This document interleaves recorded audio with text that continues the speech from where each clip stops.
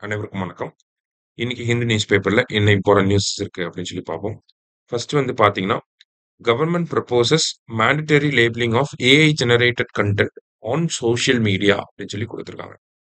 ஓகேவா? ஸோ நமக்கு social media கன்டென்ட்ஸ்ல வந்து நெறைய விஷயங்கள் நம்ம பார்க்குறோம்.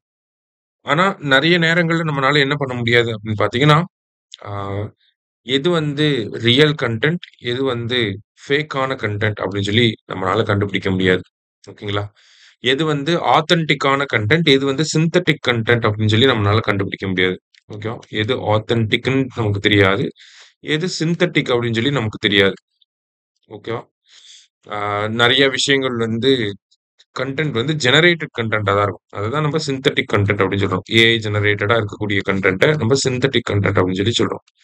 ஸோ இதனால என்ன ஆகுதுன்னா, மிஸ்இன்ஃபர்மேஷன் அப்படிங்கிறது ஸ்ப்ரெட் ஆகுது. டீப் ஃபேக் வந்து அதிகமா யூஸ் பண்ணி நெறைய பொலிட்டிக்கல் ப்ராசஸ்ல எல்லாம் பார்த்தீங்கன்னா, எலக்ஷன் டைம்ல எல்லாம் நெறைய டீப் ஃபேக்ஸ வந்து நம்மனால பார்க்க முடியும். சரியா? ஸோ இந்த ஒரு விஷயம் இருக்கனால, நம்மனால ஒரு இன்ஃபார்ம்டு டெசிஷன வந்து எடுக்க முடியல. ஓகேவா? ஸோ அதுக்காக கவர்ன்மென்ட் என்ன பண்றாங்க அப்படின்னு சொல்லி பார்த்தீங்கன்னா, இந்த விஷயங்கள ரெகுலேட் பண்றதுக்காக ஒரு சில டிராஃப்ட் கைட்லைன்ஸ் வந்து வெளியிட்டிருக்காங்க. ஆக்சுவலி பார்த்தீங்கன்னா, இந்தியாவுல இப்போதைக்கு இந்த AI generated content, deep fake இதெல்லாம் வந்து எந்த சட்டத்துக்கு கீழ, எந்த ரூல்ஸ்க்கு கீழ ரெகுலேட் பண்ணிக்கிட்டு இருக்காங்கன்னா, இன்ஃபர்மேஷன் டெக்னாலஜி ரூல்ஸ் 2021க்கு கீழ ரெகுலேட் பண்ணிட்டு இருக்காங்க. ஸோ இந்த ரூல்ஸ இன்னும் கொஞ்சம் ஸ்ட்ரெங்தன் பண்ண போறாங்க. அதுக்கான டிராஃப்ட் அமெண்ட்மென்ட்க்கான கைட்லைன்ஸ தான் வெளியிட்டிருக்காங்க. ஓகேவா? ஸோ இந்த ரூல்ஸ இன்னும் கொஞ்சம் அமெண்ட் பண்ணி என்ன பண்ண போறாங்க அப்டின்னா, சோசியல் மீடியால நம்ம ஒரு கன்டென்ட் அப்லோட் பண்றப்ப, நம்பளாவே செல்ஃப் டிக்ளரேஷன் பண்ணணும். அது வந்து ஏஐ ஜெனரேட்டட் கன்டென்ட்டா? இல்ல நார்மல் கன்டென்ட்டா? அதாவது கவர்ன்மென்ட் யூஸ் பண்ற டெர்ம் என்னன்னா, ஏஐ ஜெனரேட்டட் கன்டென்ட்க்கு சிந்தெடிக் கன்டென்ட் அப்படின்னு சொல்லி சொல்றாங்க. ஸோ சிந்தெடிக் கன்டென்ட்டா? இல்ல ஆத்தென்டிக்கா இருக்கக்கூடிய கன்டென்ட்டா? அப்படிங்கிறத நம்பளா செல்ஃப் டிக்ளேர் பண்ணணும். இன்கேஸ் செல்ஃப் டிக்ளரேஷன் இல்ல அப்படின்னா, அந்த இடத்துல social media giants like Instagram, Facebook, uh Twitter, YouTube இவங்க எல்லாமே பார்த்தீங்கன்னா, அந்த கன்டென்ட்ட ஸ்டடி பண்ணி, அது வந்து இன்கேஸ் ஏஐ ஜெனரேட்டட் கன்டென்ட்டா இருந்துச்சுன்னா, அதுக்கான டாக்க வந்து லேபிள வந்து குடுக்கணும். சரியா? ஸோ இந்த மாதிரி கைட்லைன்ஸோட இந்த மாதிரியான விஷயங்கள வந்து ப்ரொப்போஸ் பண்ணியிருக்காங்க.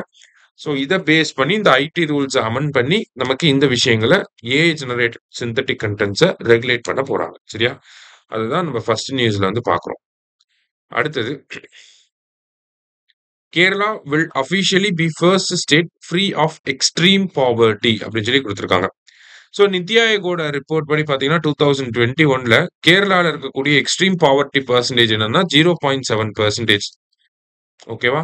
So poverty head count ratio அப்படின்னு சொல்லி சொல்லுவாங்க. அதுக்கப்புறம் வந்த நித்தி ஆயோக் ரிப்போர்ட் படி பார்க்குறப்ப, இந்தியாவோட பாவர்ட்டி ஹெட் கவுண்ட் ரேஷியோ வந்து 11.28%. ஓகேவா? இது தமிழ்நாட்டுக்கு பார்த்தீங்கன்னா, 2.2% வந்து இருந்துச்சு.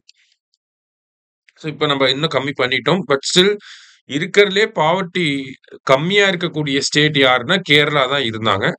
இப்போ அத கம்ப்ளீட்டா 0%ன்னு கொண்டு வந்துட்டாங்க.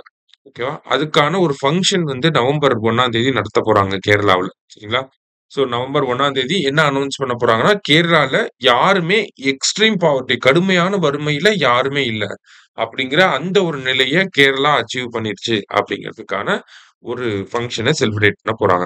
ஸோ நமக்கு இதுலருந்து கொஸ்டின் கேட்கிறோம்னா, ஒண்ணு ஃபர்ஸ்ட் ஸ்டேட் யாரு ஃப்ரீ ஆஃப் எக்ஸ்ட்ரீம் பாவர்ட்டி அப்படின்னு சொல்லி கேட்கலாம். கடுமையான வறுமையிலிருந்து மீண்ட முதல் மாநிலம் எது அப்படின்னு சொல்லி கேட்கலாம். அத தாண்டி தமிழ்நாட்டோட பாவர்ட்டி எப்படி இருக்கு? இந்தியாவுல பாவர்ட்டி எப்படி இருக்கு? அப்படிங்கிறத கேட்க முடியும். சரியா? ரைட். அடுத்ததா வந்து பார்த்தீங்கன்னா, வைக்கம் விருத பத்தி குடுத்திருக்காங்க. Government confuse Vaikom award on Thenmozhi Soundararajan அப்படின்னு சொல்லி குடுத்திருக்காங்க. ஸோ வைக்கம் விருதுகள். வைக்கம் போராட்டம் நடந்து 100 ஆண்டு நடந்து முடிஞ்சது. 1924ல வைக்கம் போராட்டம் நடந்திருக்கும். 2024ல அதுக்கான 100 விழாவுல நம்ப முதலமைச்சர் வந்து ஒரு அறிவிப்ப வெளியிடுறாரு. எப்படி பெரியார் இந்த மாநிலத்திலிருந்து வேறொரு மாநிலத்துக்கு போயி, அங்க இருக்கக்கூடிய ஒடுக்கப்பட்ட மக்களின் உரிமைகளுக்காக போராட்டம் பண்ணாரோ, அதே மாதிரி தற்போதைய காலகட்டத்துல யாரெல்லாம் ஒரு மாநிலத்தில இருந்து இன்னொரு மாநிலத்தில இருக்கக்கூடிய ஒடுக்கப்பட்ட மக்களுக்காக போராடுறாங்களோ, அவங்களுக்கு இந்த வைக்கம் விருது அப்படிங்கிறது தமிழக அரசாங்கத்தால ஆ அ ஆண்டுதோறும் வழங்கப்படும் அப்படிங்கிறத சொல்லியிருந்தாரு.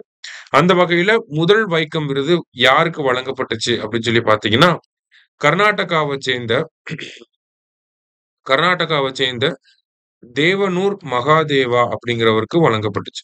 சரிங்களா? ஸோ இது போன வருஷம். இந்த வருஷம் 2025ஆம் ஆண்டுக்கான வைக்கம் விருது யாருக்கு வழங்க போறாங்க அப்படின்னு சொல்லி பார்த்தீங்கன்னா, தேன்மொழி சௌந்தரராஜன் அப்படிங்கிற இந்த ஒரு எழுத்தாளரும் கூட இவங்க. சரிங்களா? எழுத்தாளர், அ தலித் ரைட் ஆக்டிவிஸ்ட்டா இருக்காங்க. அது மட்டும் இல்லாம ஈக்வாலிட்டி லேப்ஸ் அப்படிங்கிற ஒரு அமைப்போடைய ஒரு சிவில் ரைட்ஸ் ஆர்கனைசேஷனுடைய ஃபவுண்டராவும் இருக்காங்க. இவங்க வந்து அமெரிக்காவ பேஸ் பண்ணி ஒர்க் பண்ணக்கூடிய ஒரு எழுத்தாளர், ஒரு பொ சிவில் ரைட்ஸ் ஆக்டிவிஸ்ட்டா இருக்காங்க. ஸோ இவங்களுக்கு தான் வந்து பார்த்தீங்கன்னா, இந்த வருஷத்துக்கான வைக்கம் விருது அப்படிங்கிறது தமிழக அரசாங்கத்தால வழங்கப்படும். சரிங்களா? தேன்மொழி சௌந்தரராஜன்.